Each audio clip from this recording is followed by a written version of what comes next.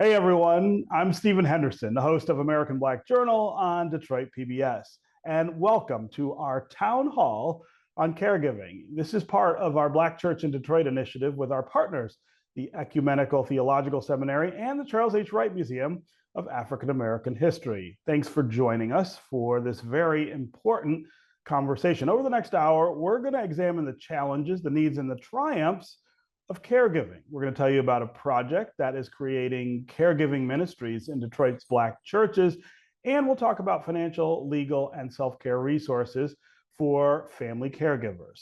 If you have a question for our panelists, all you have to do is put it in the comment section, and we will get to it during the hour. That's also where you're going to find a link to a survey that we would love for you to complete about tonight's event. So let's get started. Our town hall coincides with the broadcast premiere tomorrow night of a PBS documentary titled Caregiving. The film is executive produced by Oscar-nominated actor Bradley Cooper, and it examines the state of caregiving in America.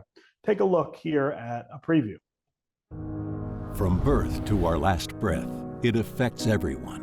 There are only four kinds of people in the world: those who have been caregivers, those who currently are caregivers, those who will be caregivers, and those who will need caregiving. But these heroes bear a burden that is often invisible. This is my wife, my soulmate, so it's been really tough.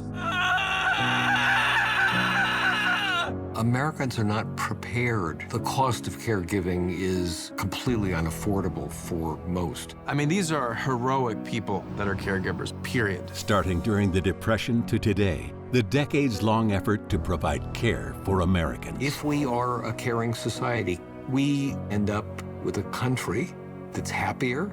It's a country where more people have the ability to work and work well. An empowering story of empathy. Everyday people can make history.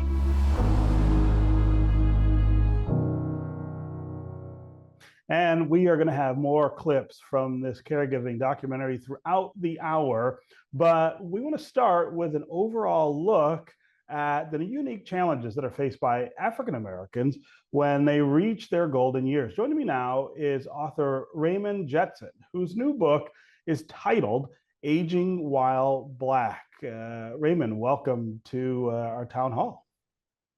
Stephen, thank you so very much. It is a joy to connect with you and to be a part of this important conversation. Yeah. So let's start here. Aging While Black, the title itself intimates the unique circumstances that African Americans face in this space, caregiving. Of course, I always say that if you take any situation and add race or racial dimension to it, race is often an aggravator in that situation. It makes things more difficult, more challenging, or worse. Talk about the unique circumstances here that affect aging for our community. So thank you again. I would say in the book that I just wrote, the top line statement is that aging in America is not a race-neutral experience. And so very often we talk about aging and the critical components of aging as if it is a universally shared experience. Mm-hmm. And the reality is that for African Americans, the American experience has been different in every way. So why wouldn't it be when it comes to aging? And in particular, as it relates to caregiving, we first of all find the tension between the systemic inequities that exist and the cultural expectations that are attached to caregiving. And so the economic strain that caregiving places, especially on Black women who reduce their work hours or exit the workforce early to provide caregiving services to family members and loved ones, which leads to lower retirement savings and financial insecurity later in life. We have health disparities, which are well documented, that Black elders are more likely to experience chronic conditions that require caregiving. And you couple that with the complex needs in a healthcare system that lacks cultural competency as a general statement, you will see how these things are aggravated. And then in terms of our community, there is this strong cultural value placed on taking care of our own, which causes people to oftentimes bear circumstances in ways that are not healthy for them or the people in which they seek to provide care. And then lastly, I would suggest that Black elders and caregivers are often overlooked or underrepresented in mainstream aging services. And this cacophony of circumstances creates a situation where aging while Black and caregiving while Black is aggravated greatly. Yeah. So what's your hope for this book in terms of how it might change the conversation about how we care for the aging population among African Americans and how we care for those of us who care for the aging in our population? So the hope, first of all, for the book is to spark important conversations about what is happening with aging in America and Black aging in particular. The book is connected to the Aging While Black movement, which rests upon three pillars that we think are appropriate to every aspect of the aging experience. The first is recalibrate the village. The village has deep and important roots in the African American tradition. We must intentionally rebuild and strengthen the community networks so that caregiving is shared and not this noble weight that we carry individually in our communities.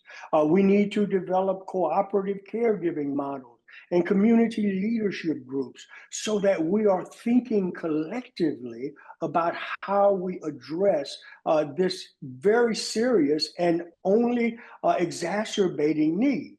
There are 11,000 people in America who reach the age of 65 every day. This started a few years ago and will continue until the year 2040.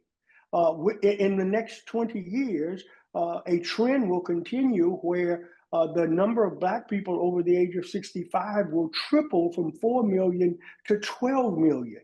The infrastructure in our community is ill-equipped to deal with this. And so we need to be intentionally thoughtful in our families, in our communities, in our anchor institutions, in the organizations that serve Black people.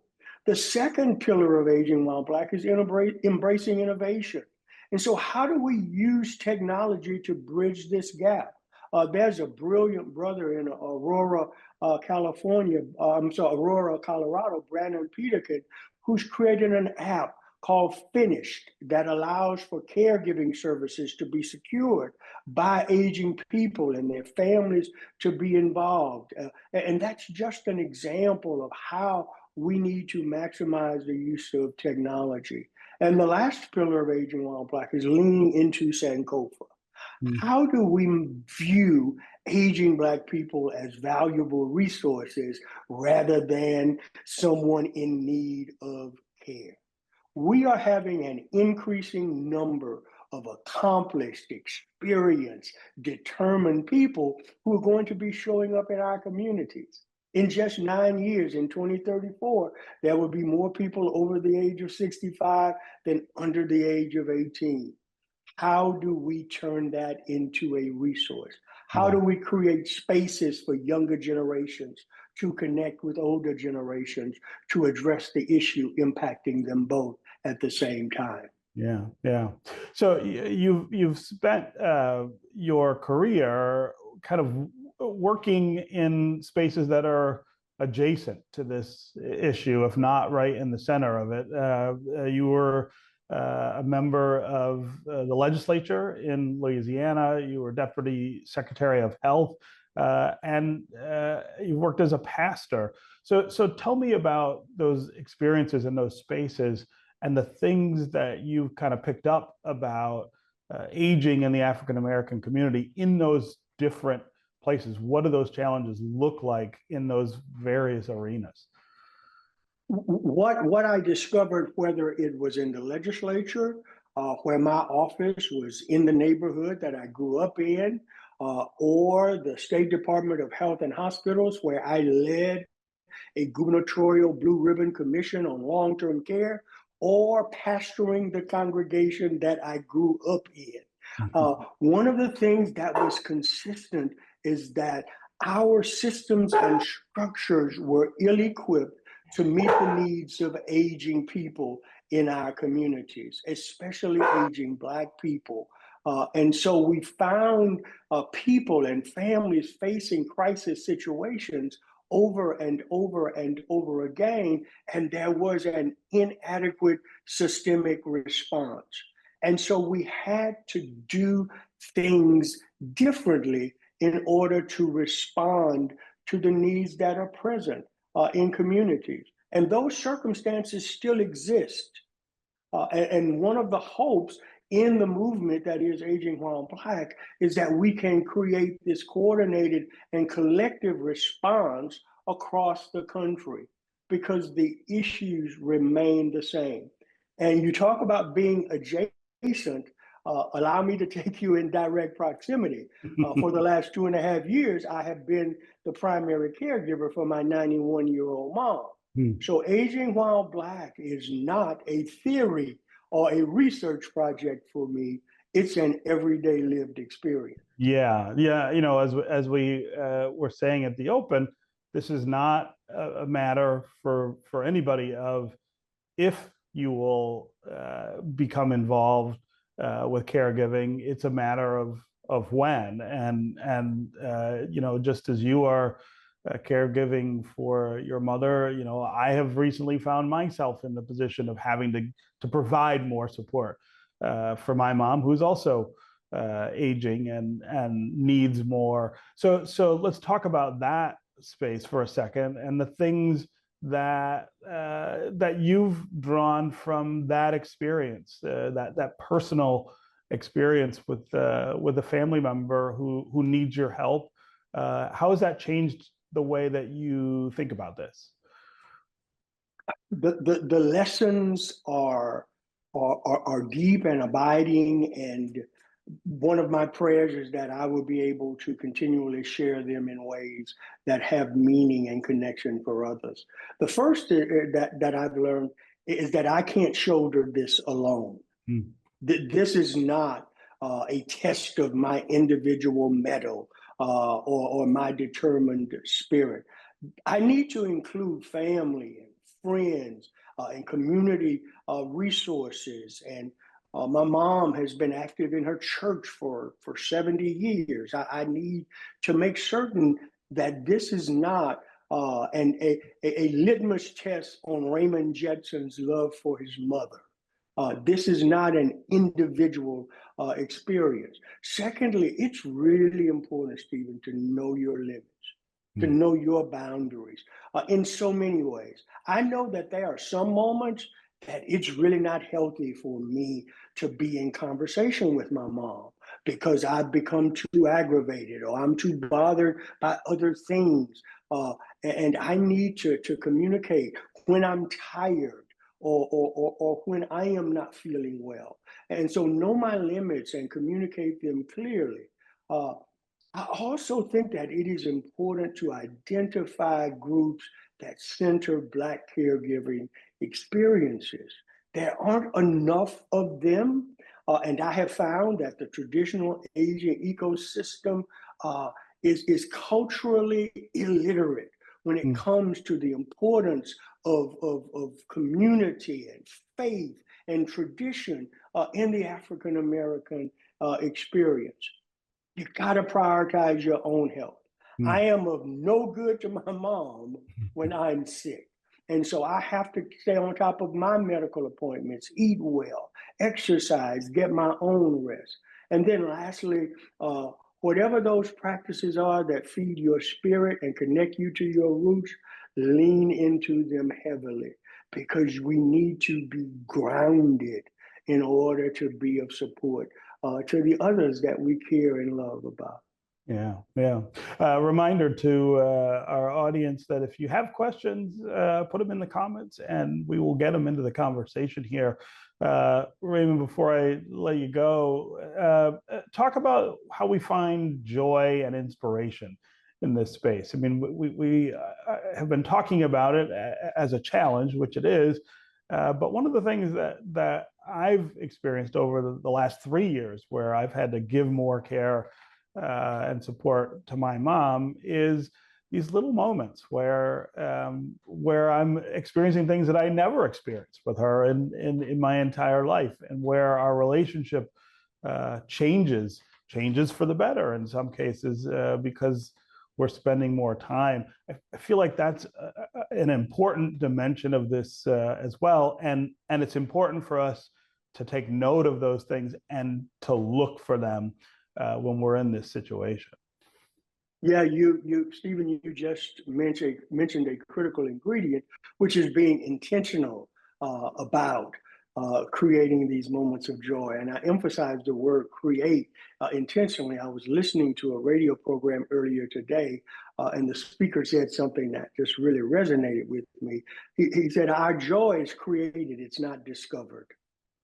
And so we have to be intentional about creating it and recognizing that the relationship is different. I am seeing a side of my mom now. I am hearing stories about her childhood and able to ask questions about elders in our family and other things. And it's a joy to create space for her to share. And you know, my mom gave me a Father's Day card where she wrote in there how proud she was of me on being a successful author. And it was, I mean, I have it in the room now. It's still just something that brings about a smile to my spirit. And so I think we have to be intentional about creating those moments of joy, leaning into that inner strength and creativity. The last thing I'll say is I am a golf addict, Stephen, and so every now and then getting to the first tee is my source of joy. That's right. It's been really wonderful to talk with you about your book and your experiences. Raymond, Jetson, thanks so much for being with us for our town hall. Thank you very much. Thank you. Family caregivers provide unpaid care to their loved ones. Although that is rewarding, well, some of the time, it's also really, really demanding. The PBS Caregiving documentary takes a look at several personal stories, including this one about a woman who's caring for her husband in the final stages of his illness. Take a look.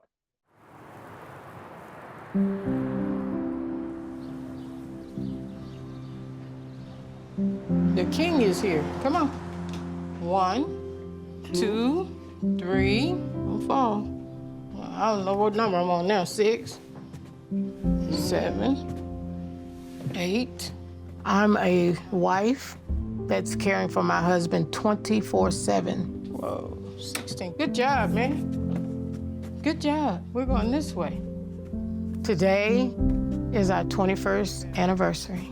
You gonna dance with me? Mm-hmm. Dance with me. He was diagnosed with a neurological disorder. There is no cure. I cry, but never let him see me cry. Good job. I'm like, okay, girl, let's get it together. You ready to get shaved? Mm-hmm. All right. Now, I'm doing total care, helping him to walk, cleaning him, bathing him. Thank God for your feet, right? You can walk. The entire process has been mentally draining, physically draining. One more. Yeah. To the point that I could no longer work. Okay, Kent. Insulin time. It took everything that we had left. My credit card debt went from maybe $2,000 to over $30,000. You ready? Mm-hmm.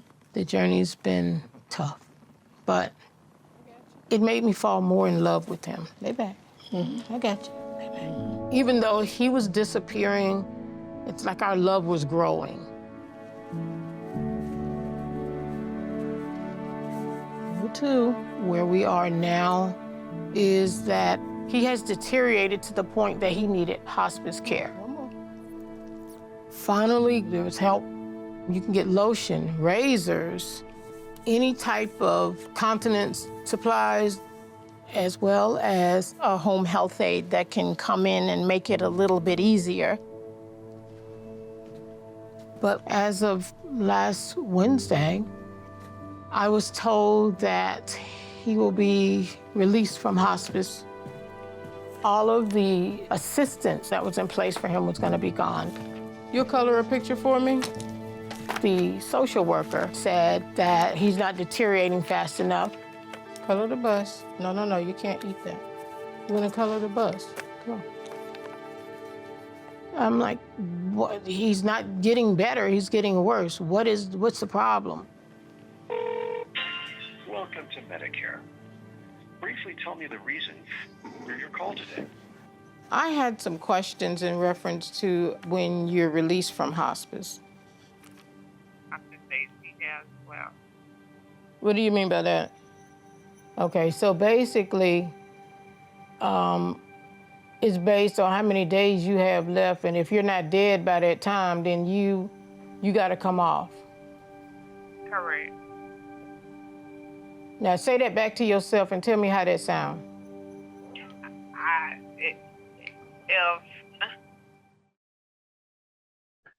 What an incredibly moving story. And of course, there is more of that in the documentary Caregiving, which is airing on PBS tomorrow. A Detroit family caregivers initiative called 100 Caring Congregations is creating caregiving ministries in Detroit's Black churches to help congregants prepare and plan for roles as family caregivers. The project is funded by the Ralph C. Wilson Jr. Foundation, and it trains faith leaders and church members on how to provide guidance on topics like self-care, accessing resources, and having difficult conversations about death and dying. Joining me now is the project's director, Dr. Marilyn Hubbard, along with two participants from Oak Grove AME Church, Reverend Brenda Jones, who's the minister of pastoral care, and Andrew Jackson, who is a church member. Welcome to all of you. Good evening. Good evening. Good evening. Good evening. It's great to have you here. So Dr. Hubbard, I'm going to start with you. Explain what 100 Caring Congregations is and kind of where you are with the project. Well, our 100 Caring Congregations has evolved to a wonderful network of 100 trained ministry leaders that are managing and creating caregiving ministries within their churches. So we started out really with just an idea, and we had to go to local churches, and we got almost 50 pastors to say yes to the program. And so we're in the churches, the ministries have started, and we trained these leaders. We're calling them legacy leaders. And so what's happening there is the goal of the program is to help change, the current condition of caregiving and to help to provide resources to caregivers and their families within congregations. And so the first thing that had to happen was a point of contact, who's going to lead these ministries. And then what we had to do was to determine whether or not the culture was right within the churches, because many times we're not talking about death and dying. So we're looking at the realities of aging, growing older, and some of the things that are likely to happen as we age, which is caregiving, perhaps disability, perhaps end of life, and as well as look at our own mortality. So just having that conversation was new. It's something that, we talk about everybody wants to go to heaven, but nobody wants to die.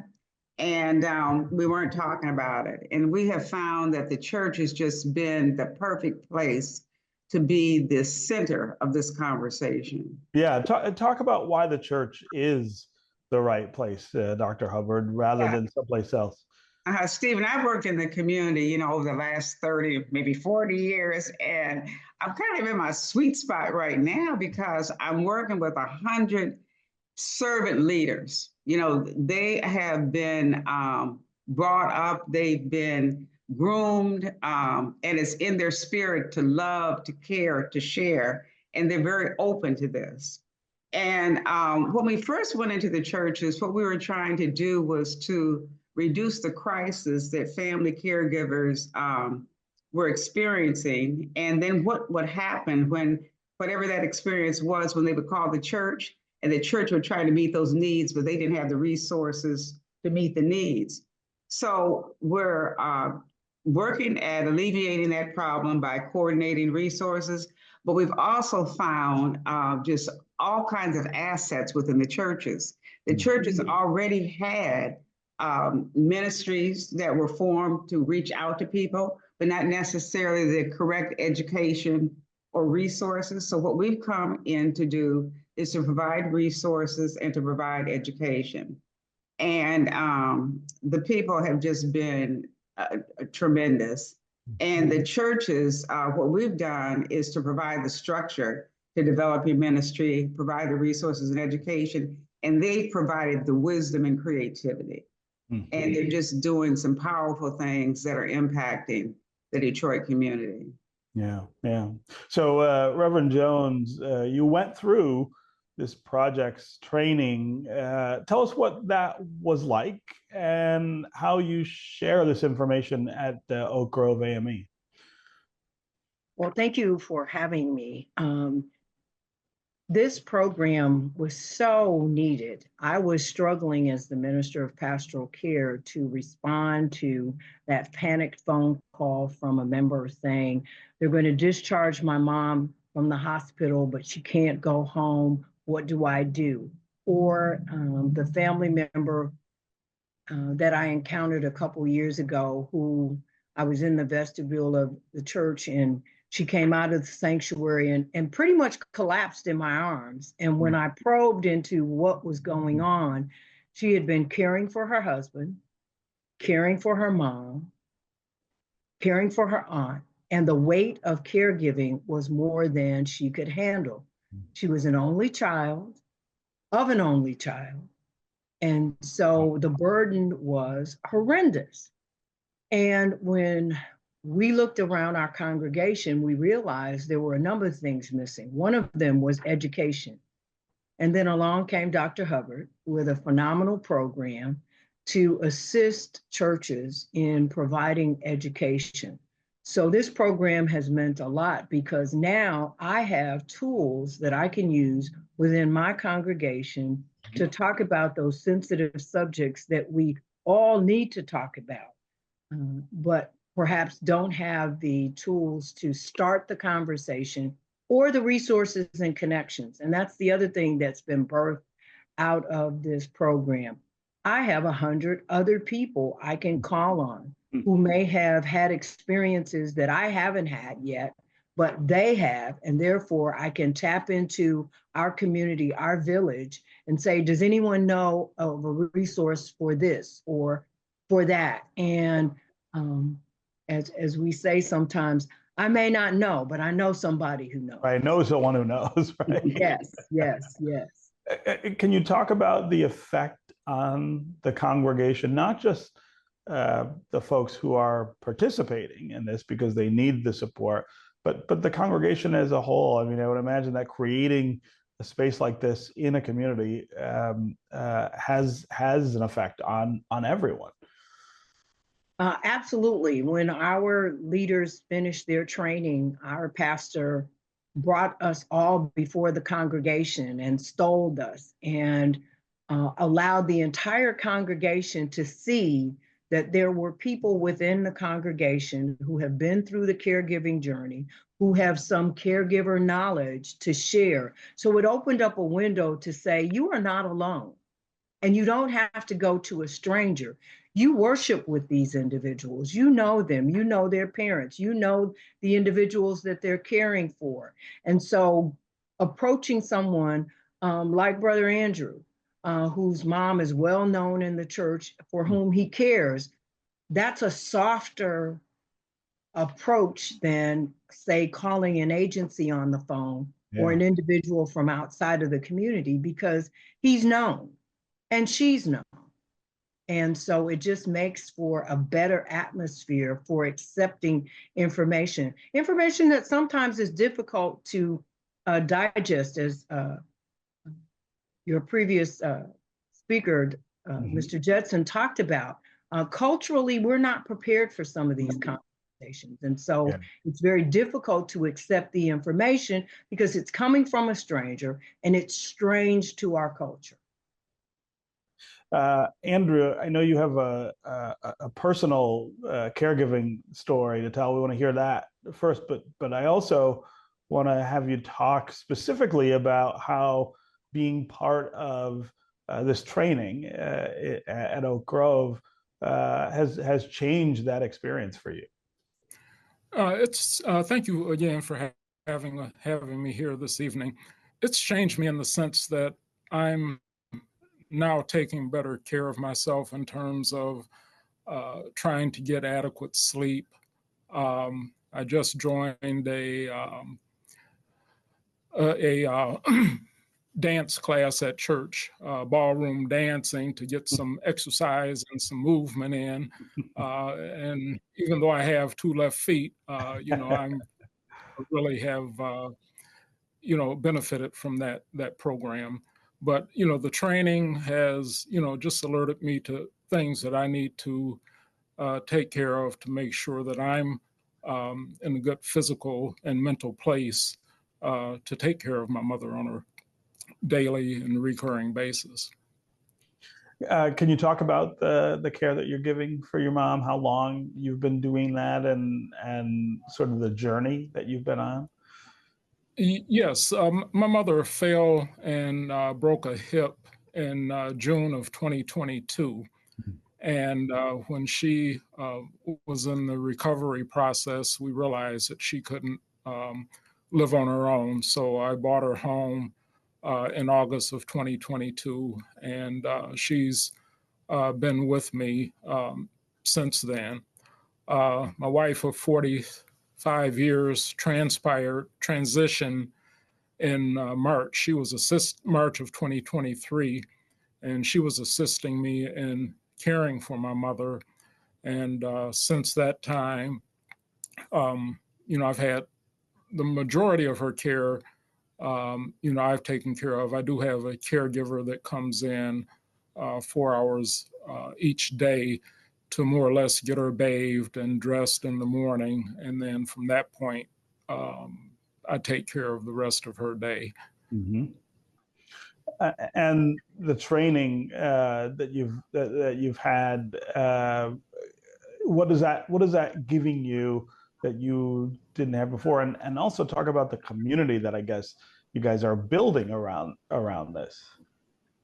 Yeah, certainly from the training, it's given me, as I said earlier, the self-care aspect of caregiving. And Dr. Jetson mentioned it, that, I have to take care of myself in order that I could be available for my mother. And, what that looks like now, as I said, I try to get more hours of sleep, trying to introduce some physical exercise that, I hadn't been doing. And just the idea of having other individuals who are on the journey to relay stories with, to share information. If I do run across an issue that I haven't encountered previously, I have a resource readily available that helps me solve those problems. Yeah. Dr. Hubbard, talk about the plans for this beyond where it is now. Yeah, it's such a great idea, and you can hear in the stories from Oak Grove, the impact that it's having. What comes next?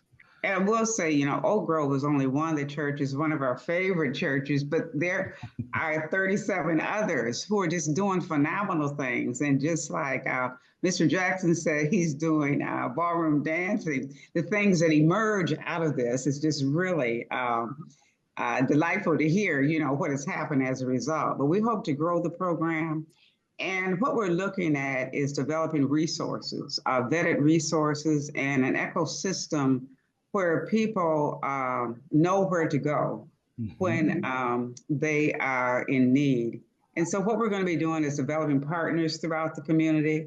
We want to be able to give people something other than a manual of resources that may be foreign to them. We want them to be right in the community that we have vetted and that they understand our culture. And one of the things that is really delightful to see is the whole self-care, because that was a whole new paradigm for many people. Many people in the class said, you know, I never thought about taking care of myself. I've been just taking care of others. And so there's so many instances, you know, where the caregiver may have poor health and maybe even die before the person that they're caring for. And so what we want to do is to normalize this conversation and to make a movement. And we want the church to be the center of this. We think that we can reach a lot of people and families. And, you know, there's no place to go to be trained as a caregiver, you know, and you don't know that you don't know until that emergency comes up. And so there's so many resources that we want to harness within the congregations, people that have been caregivers, and the experiences that they have that they can share with other people. So we're helping people to tell their stories where they can be helpful to other people. Yeah. So we'll be expanding throughout the Detroit area, and we look at growing the network and growing the network of providers that support us. Yeah, yeah. Reverend Jones, what about at Oak Grove? The impact of this seems very dramatic from what you and Andrew are saying. Talk about the future there. Well, we're in the process of developing caregiver support groups, small groups within the church community where caregivers can come together and share their experiences and also get a release, because not everyone understands what the caregiver journey is like. And so sometimes you need a safe space to be able to articulate how trying it might be to have your loved one so deteriorated right before your eyes. But going back to something very, very important that we're working on, and that is vetted resources. The story in your last segment where the individual was released from hospice is a classic example of race impacting care. I happen to be affiliated with a hospice and palliative care company, and that would have never happened on our watch. But oftentimes, hospice and palliative care is only introduced in our community when an individual is within days of transitioning. Whereas in majority communities, where most of the clients in my current firm are from, many of them have been on hospice for years, not months. Right. And it becomes a case where a culturally sensitive agency will recertify that individual.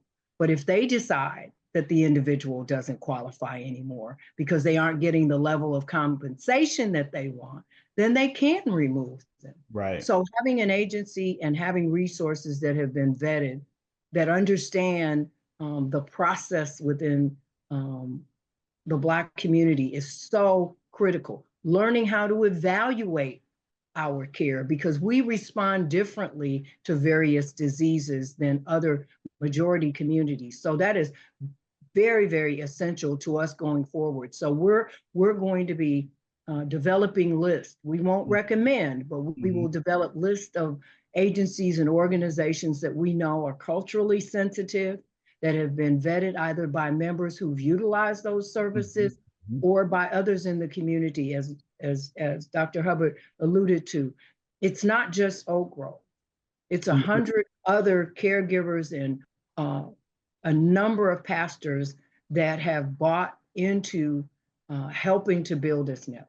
Yeah, yeah, that's a great point. That point about the absence of race neutrality in a space like this. Of course, race neutrality is elusive, if not, completely absent in most spaces. But that's a great example you just gave of the way that race aggravates, a challenge that is already really making it difficult for people to manage. We do have a question from our audience. Lisa asks, how can my church become involved in the 100 Caring Congregations Project? Dr. Hubbard, I believe that question. We're glad you asked. You can go to 100 Caring Congregations.org. And just put your name, the name of your church in there. And as we continue with our program this fall, we'll reach out to you. Yeah. We're looking to grow the network. Thanks for asking. Okay. Dr. Hubbard, Reverend Jones, and Andrew, great to have all three of you here. Thanks so much for joining us. Thank you. Thank you. The Caregiving documentary that airs tomorrow night on PBS tells the stories of unpaid and paid caregivers as they navigate the ups and downs of this challenging but really meaningful work. It also looks at the history of caregiving and the need for policy changes to provide more support as the US population ages. Take a look. Like most people, I didn't even think about caregiving until my father was diagnosed with cancer.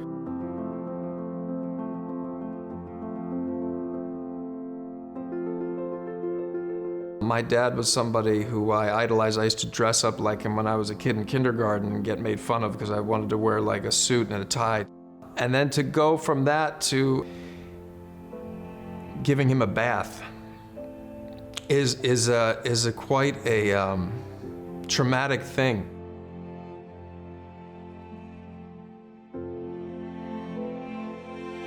Everyone has a care story. Caring for our families is the most important and invisible work that we will ever do. Do you think we look alike?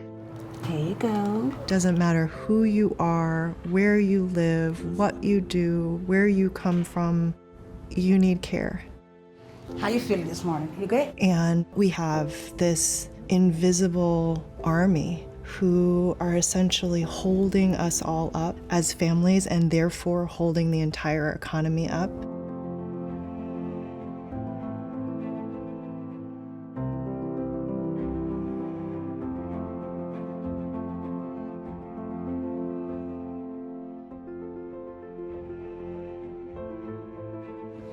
Let me pat dry your face. People are doing everything they can and more.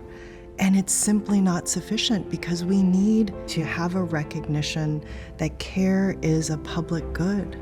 So my dad is actually a medically retired Navy SEAL. And now he's like helping me just get stronger. I'm here caring for 2 sick people, which is definitely harder than anything I've ever done in my life. There's just this simmering crisis. Everyone is burning out, whether it's the care worker or the family member. Everyone is under extreme duress.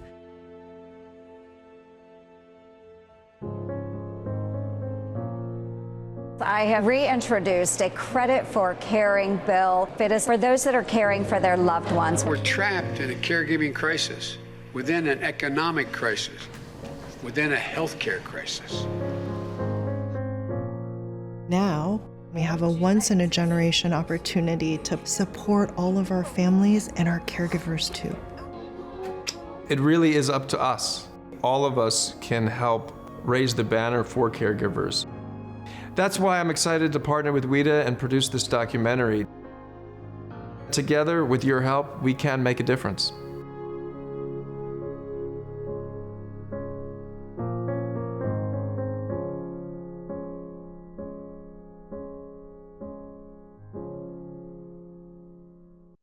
Financial and legal support, as well as adequate self-care, are critical for family caregivers, but a lot of people don't know where or how to access these services. Here now to talk about practical help for caregivers are Vincent Tilford. He is the executive director at the Hannan Center, wealth advisor André Watson of the Watson Financial Group, and Jason Lachowski, who is associate state director of government affairs at AARP of Michigan. Thanks for being here, all three of you.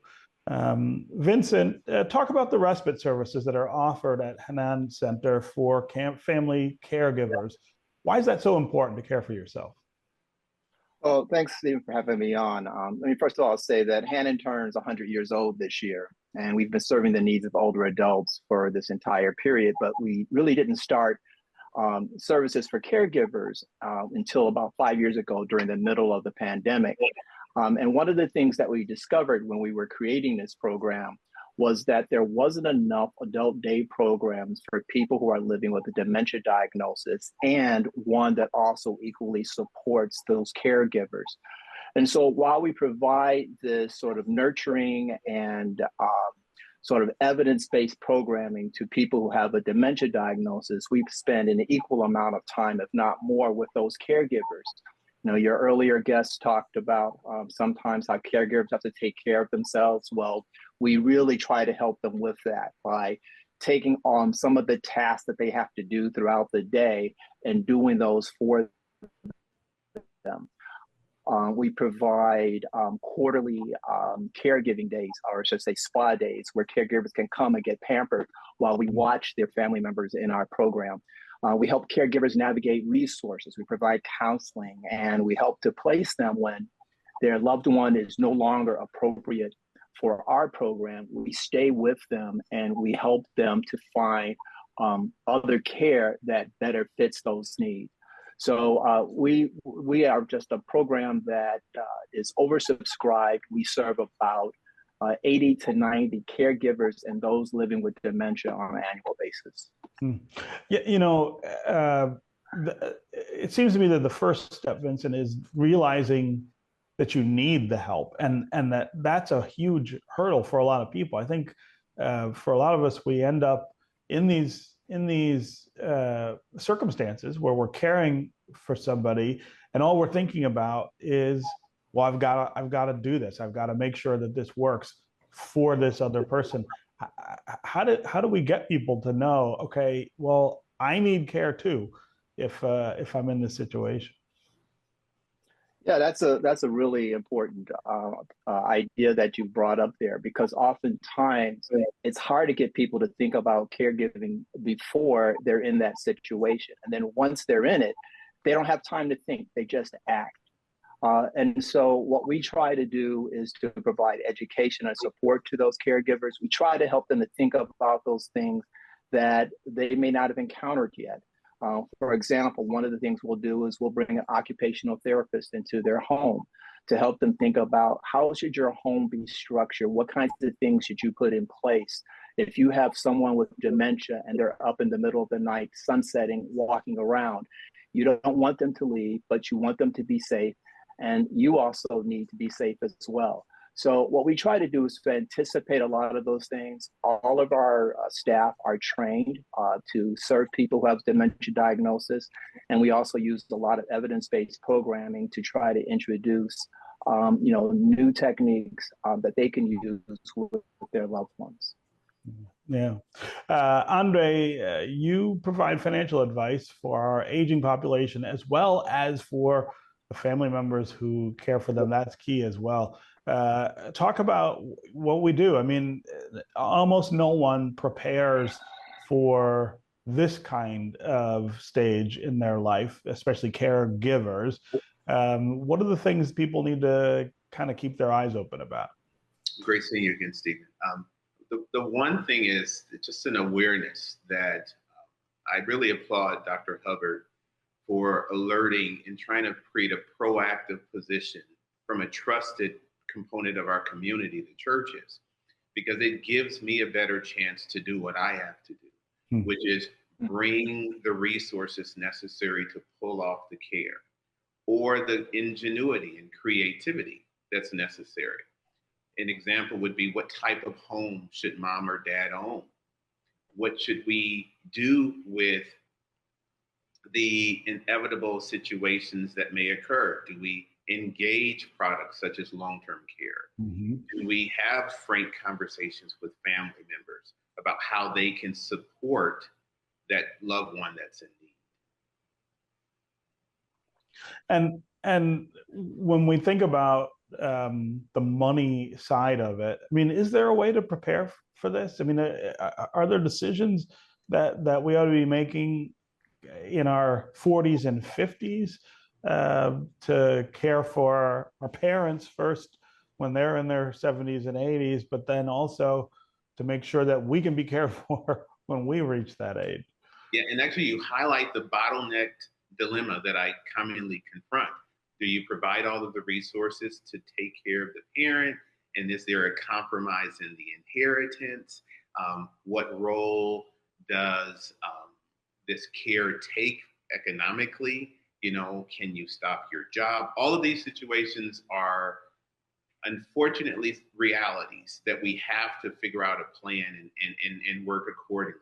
Another thing, Stephen, that you mentioned is very, very critical. We have to learn and evolve. So if we watch the care that we're providing for our parents, it is critical that we learn from the revelation that we may experience and learn, I guess, with the element of commitment. You know, what can I do better that allows me to experience my fourth quarter or those twilight years at a better situation? You know, and sometimes that's mental, sometimes that's physical, but it is critical that we learn.